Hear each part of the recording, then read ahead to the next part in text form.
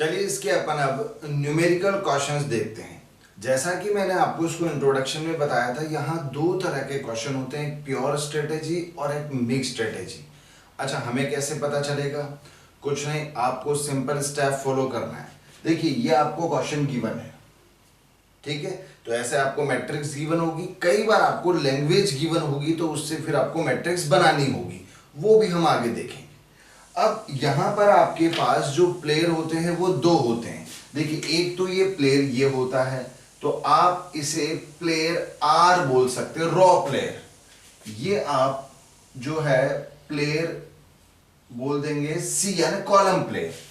ए और B player भी बोल सकते हैं, एक्स और वाई भी बोल सकते हैं, कोई फर्क नहीं पड़ता।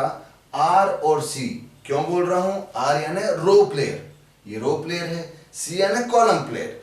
कई बार आपको ए बी गिवन होता है, कई बार एक्स वाई गिवन होता है, कई बार आर सी, तो कंफ्यूज मत होना, ठीक है? और कुछ नहीं गिवन तो आप कुछ भी मान सकते हैं। चलिए, ये पे ऑफ मैट्रिक्स गिवन है। अब इसमें होता क्या है, देखिए प्लेयर आर है, इसके पास तीन रो है, तो इसका मतलब इसके पास तीन ऑप्शन है, R1, R2 और R3। तीन ऑप्शन है इसके पास। जैसे मैंने कहा था कॉइन टॉस हो रहा है, ठीक है, या कॉइन आप रख रहे हैं नीचे, तो कॉइन में आपके पास दो ऑप्शन आते हैं, या तो आप हेड या टेल बोलोगे, या तो हेड बोलोगे या टेल, तो दो ऑप्शन है। यहां कितने ऑप्शन है? तीन। ऐसे कॉलम प्लेयर के पास भी देखो तीन ऑप्शन है, तो C1, C2 और C3, ऐसे अपन ले लेंगे। अब इसको अगर ए प्लेयर मानते तो A1, A2, A3 हो जाता, वो बी होता तो B1, B2, B3 हो जाता, कोई फर्क नहीं पड़ता उससे। चलिए, अब आप क्या करोगे? सबसे पहले क्वेश्चन में आप क्या करेंगे, यहां पर रॉ मिनिमा सेलेक्ट करेंगे और यहां कॉलम मैक्सिमा। अब ये रो मिनिमा और कॉलम मैक्सिमा बोलते हैं, कहने का मतलब ये रो में से मिनिमम सेलेक्ट करना है। जैसे ये है, इसमें सबसे मिनिमम देखो कौन सा है, -3। इसमें देखिए सबसे मिनिमम कौन सा है, 1।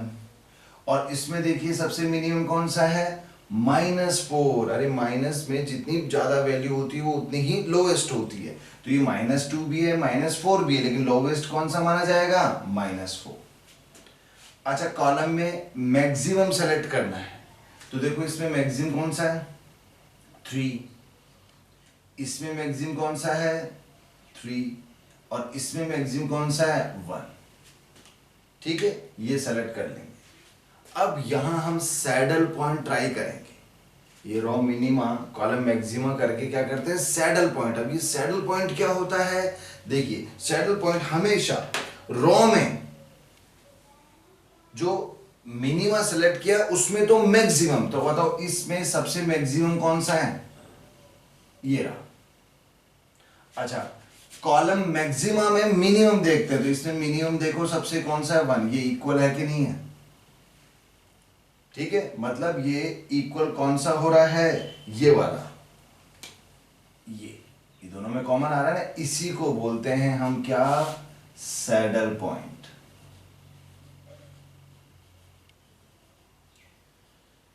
तो अगर पूछे कि भाई सैडल पॉइंट क्या है, तो देखो डेफिनेशन लिखिए, a saddle point of a payoff matrix is that position in the matrix where the maximum of row minima, तो रो मिनिमा का तो हमने मैक्सिमम सेलेक्ट किया, is equal to the minimum of column maxima, तो ये minimum of column maxima बनता। अगर ये इक्वल होते हैं, The pay of 8 the saddle point is called value of the game। अब ये saddle point पे 1 आ रहा है, तो ये तो value of the game होगा।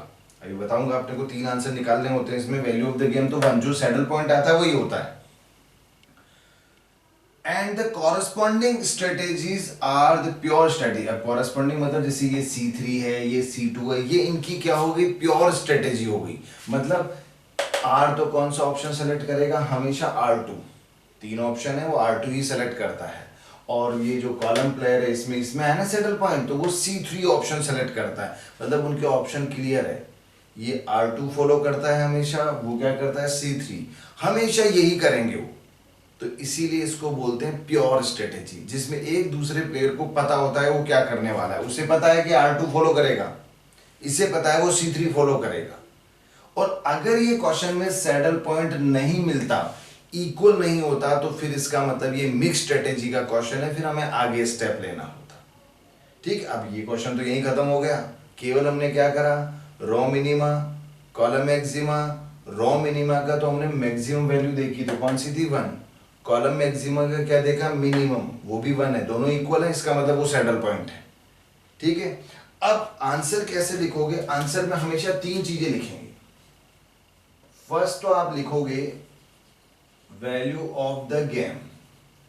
तो वैल्यू ऑफ द गेम तो हमेशा जो भी आपके सैडल पॉइंट आया, क्या आया सैडल पॉइंट, यहां 1, तो वो लिख देंगे, यही वैल्यू ऑफ द गेम होता है। अब सैडल पॉइंट हो सकता है आपका 2 होता, 4 होता, 0 होता, नेगेटिव भी हो सकता था, जो भी सैडल पॉइंट आएगा वो वैल्यू ऑफ द गेम हो जाएगा। ये वैल्यू ऑफ द गेम क्या रिप्रेजेंट करता है, ये बताता है कि ये जो रो प्लेयर है ना, प्लस का बना मतलब 1 रुपया जीतेगा।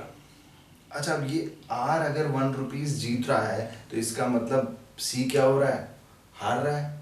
तो अगर अपन सी पॉइंट ऑफ व्यू से देखें वैल्यू ऑफ द गेम, तो -1 आएगा। ये जो मैट्रिक्स अपन ने बनाई है वो किसके पॉइंट ऑफ व्यू से बनती है, हमेशा रॉ प्लेयर के पॉइंट ऑफ व्यू से। तो यहाँ 1 वैल्यू ऑफ द गेम आया है किसका, आर का, तो सी पॉइंट ऑफ व्यू से देखें तो -1 आएगा। मैं सपोज 1 रुपया जीत रहा हूं, इसका मतलब आप 1 रुपया हार रहे हो, तो वो चीज इसके अंदर होती है। ठीक है, अभी अपन आगे और देखेंगे। अच्छा, फिर इसके साथ में हमें optimal strategy for player R.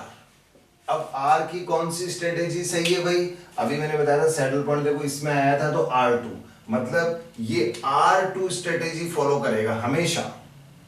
अब एक तो ये R2 लिख सकते हो, या फिर आप ऐसे लिख सकते हो, जैसे देखिए ये बीच वाला फॉलो कर रहा है, ऊपर वाला और नीचे वाला नहीं कर रहा, तो आप ऐसे लिखते हो 0 1 0, इस तरह से। 0 1 0 का मतलब ये हुआ वो पहली स्ट्रेटेजी फॉलो नहीं करता, वो आखिरी भी नहीं करता, हमेशा बीच वाली फॉलो करता है।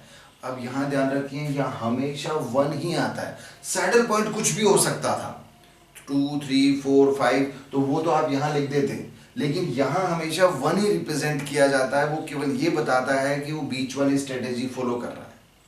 ठीक है, सैडल पॉइंट कौन सा होता है, जो यहाँ इक्वल तो कुछ भी हो सकता है, यहाँ 0 भी आ सकता था, तो सैडल पॉइंट 0 लिख देते। लेकिन वहां पर सैडल पॉइंट को जब अपन दिखाएंगे स्ट्रेटेजी में, तो वहां 1 लिखते हैं। उसमें ये दिखाता है कि वो कौन सी स्ट्रेटेजी यानी कौन सा ऑप्शन सेलेक्ट कर रहा है। ऐसे ही सी का भी देखेंगे,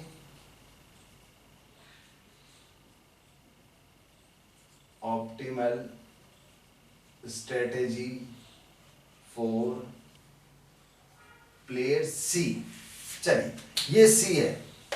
अब सी में देखो सैडल पॉइंट लास्ट वाले में आया था, किसमें, C3 में, तो या तो आप लिख दोगे C3 कि ये C3 ऑप्शन सेलेक्ट करता है, या फिर आप इस तरह लिखोगे, देखो ये फॉलो नहीं कर रहा है, ये फॉलो नहीं कर रहा है, ये फॉलो कर रहा है, तो लिखोगे 0 0 1, इस तरह से लिखेंगे। ये इस तरह से रिप्रेजेंट है, तो इसी तरह करेंगे, मतलब ये फर्स्ट और सेकंड फॉलो नहीं कर रहा है, ये लास्ट वाली स्ट्रेटेजी फॉलो करता है। ठीक है, तो इस तरह से अपन इसको शो करते हैं। अब एक बार बीबीए में 20 मार्क्स का क्वेश्चन केवल इतना ही आया था, केवल रो मिनिमा, कॉलम मैक्सिमा, अगर सैडल पॉइंट निकाला, सैडल पॉइंट निकाल के ये हमेशा आंसर में तो 3 चीजें लिखनी पड़ेगी, value of the game, optimal strategy for player R और optimal strategy for player C. सभी क्वेश्चन में ये लिखना अपने को। ठीक है, ऐसे ही आगे क्वेश्चन ट्राई करना, कोई दिक्कत होगी तो हम और देखेंगे, और ये जो चीजें भी मैंने की है हर क्वेश्चन में अपन करेंगे। तो अभी कोई कंफ्यूजन भी है तो एक बार नेक्स्ट क्वेश्चन देखना, उसके बाद हो जाएगा। और अगर समझ में आ गया है तो पहले नेक्स्ट क्वेश्चन खुद ट्राई कीजिएगा और उसके बाद फिर उसका वीडियो देखिएगा। और हमारे DCM क्लासेस के YouTube चैनल को आप सब्सक्राइब कीजिएगा, शेयर कीजिएगा, ताकि हम और वीडियोस आपको प्रोवाइड करवा सकें। और डिटेल में क्वेश्चंस देखने के लिए हमारी ऐप DCM क्लासेस की ऐप आप गूगल प्ले से डाउनलोड कर सकते हैं।